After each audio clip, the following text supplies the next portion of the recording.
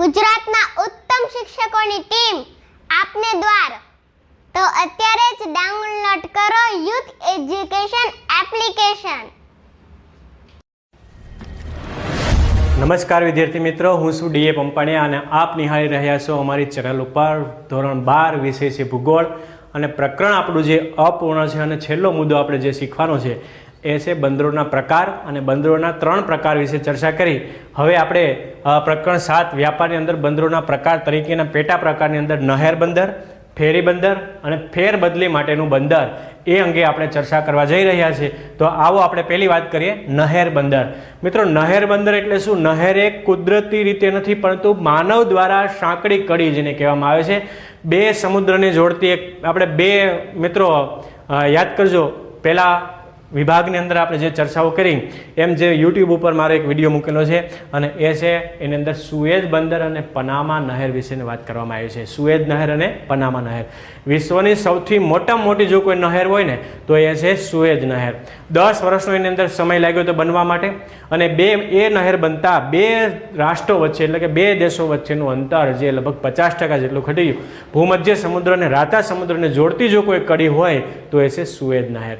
Okay, અને એના કારણે જ્યારે કોઈ બંદરનો વિકાસ થતો હોય ને તો તેવા બંદરને આપણે નહેર બંદર તરીકે ઓળખવામાં આવે છે। યાદ રહી ગયું? નહેર બંદર એટલે શું? કે જે માનવ દ્વારા નિર્માણ પામેલી કોઈ સાંકડી કડી બે સમુદ્રને જોડતી હોય કે અન્ય સ્થળોને જોડતી હોય અને એના કારણે જ્યારે નહેરના કારણે જ્યારે એની અંદર બંદરનો વિકાસ થાય તો ત્યારે તેવા બંદરને આપણે નહેર બંદર કહેવામાં આવે છે।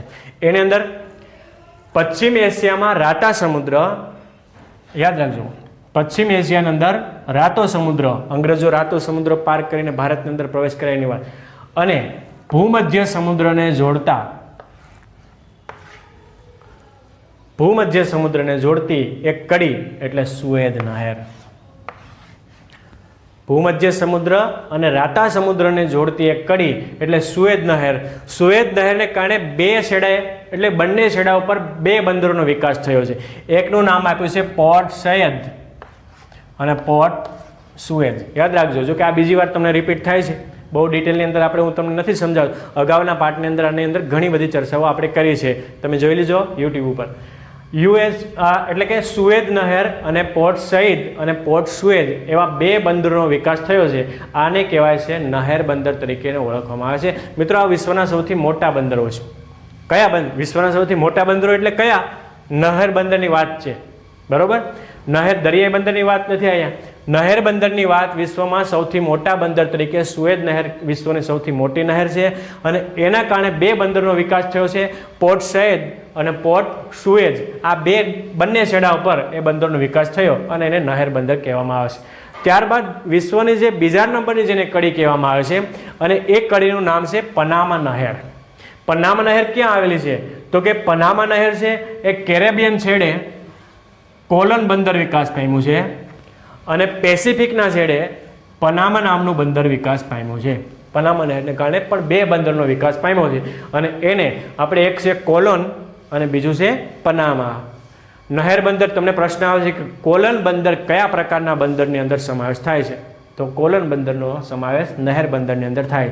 પનામા બંદરનો કયા પ્રકારના બંદરની અંદર સમાવેશ થાય છે? પનામા બંદરનો નહેર બંદરની અંદર સમાવેશ થાય છે। આવા પ્રશ્નો હોય છે।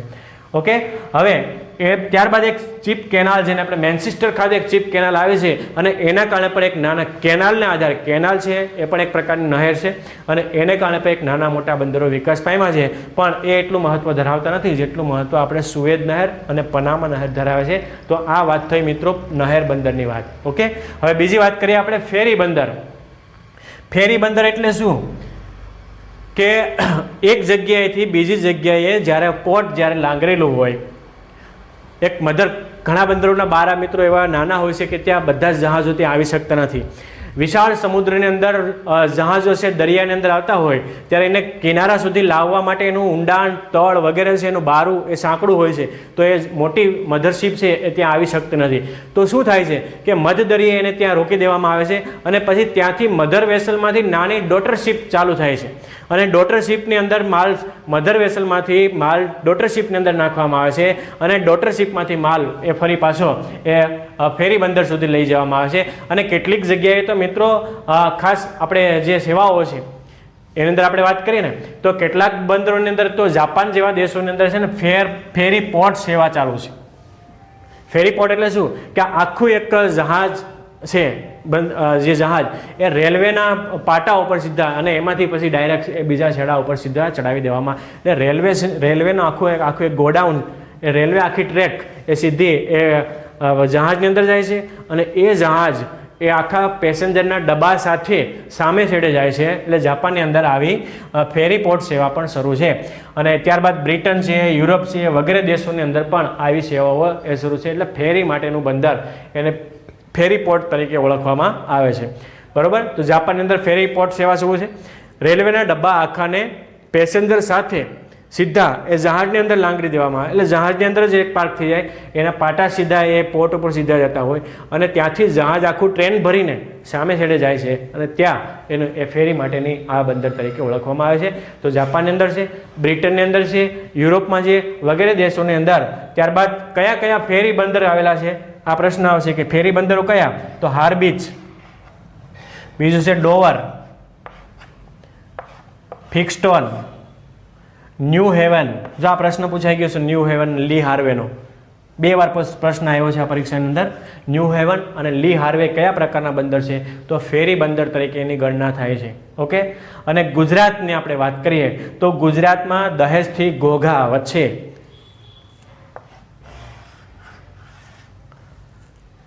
ગુજરાતમાં દહેજથી ઘોઘા વચ્ચે આ ફેરી સુવિધાઓ શરૂ છે. ત્યારબાદ ઓખાથી બેટ દ્વારકા લગી તમે પણ ગયા છો આ બધા સ્થળો ઉપર, ઓખાથી બેટ દ્વારકા લગી પણ આ બંદરની સુવિધા શરૂ છે. ત્યારબાદ ઓખાથી સુરત અને ભાવનગરથી ઘોઘાની પણ આ ફેરી પોર્ટ સુવિધા એ હાલ અસ્તિત્વમાં છે અને એની અંદર ઘણા બધા પ્રવાસીઓ આખે ટ્રાવેલ્સ આખી એ પોર્ટની અંદર ચડાવી દેવામાં આવે છે. એટલે પોર્ટમાંથી સીધા એ જહાજની અંદર, જહાજમાંથી સીધી મતલબ કાંઈ ભાવનગર આપણે છે તો ભાવનગરથી ઘોઘા સુધી જવા માટે ભાવનગરમાંથી આખી ટ્રાવેલ્સને લઈ અને ઘોઘા બંદર ઉપર ફરી એ પાછા પેસેન્જર સાથે ઉતારે છે.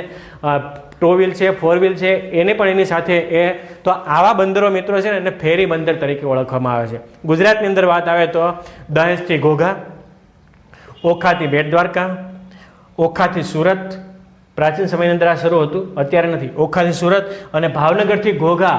આ સુવિધા પણ એ ગુજરાત સરકારે અને ઘણી બધી સુવિધાઓ હજી, અને જાફરાબાદથી મુંબઈ એ પણ એક થોડા સમય પહેલાં એ સેવા શરૂ કરવામાં આવી હતી પણ હાલ અત્યારે એ એટલે કે બંધ હાલતની અંદર એ સેવાઓ છે. તો આવી સેવાને આપણે ફેરી બંદર તરીકે ઓળખવામાં આવે છે. ઓકે, અને હવે હું જે વાત કરવા જઈ રહ્યો છું ફેરબદલી માટેનું બંદર, જે આપણે સલાયાની વાત કરી મધરશીપ અને ડોટરશીપની, ફેરબદલી માટેનું બંદર. ફેરબદલી માટેનું બંદર કોને કહેવાય? કે ગુજરાતની અંદર સલાયા બંદર છે. હવે સલાયા બંદરનું બારું નાનું હોય, બરોબર, અને સલાયા બંદરના મધ દરિયે ખૂબ એક મોટી મધર વેસલ આવે છે અને એ મધર વેસલમાંથી સામાન ઉતારી અને પછી નાની ડોટરશીપની અંદર નાખી દેવામાં આવે છે અને એ સામાન પછી ગુજરાતના છેવાડાના વિસ્તારોની અંદર જે નવલખી બંદર છે, પોરબંદર છે, બેડી બંદર છે, રોજી બંદર છે, એ વગેરે વિસ્તારોની અંદર એ નાની નાની ડોટરશીપની અંદર માલ સામાન ભરી અને મધરશીપમાંથી ખાલી કરીને ડોટરશીપની અંદર ટ્રાન્સફર કરવામાં આવે છે. આને ફેરબદલી માટેનું બંદર તરીકે ઓળખવામાં આવે છે. ફેર સુવિધા માટેનું બંદર પણ એવા શબ્દથી ઓળખવામાં આવે છે. ઓકે, તો ગુજરાતની અંદર સલાયા ખાતે મધર વેસલ આવે છે. મધર વેસલ સલાયાનું બંદરનું બારું નાનું હોવાને કારણે એ કિનારા સુધી લાંગરી શકતા નથી, તો એ જહાજને ખાલી કરવા માટે નાની ડોટરશીપ આવે છે અને ડોટરશીપની અંદરથી માલ સામાન ટ્રાન્સફર પોર્ટ પણ કહેવામાં આવે છે, બીજો શબ્દ.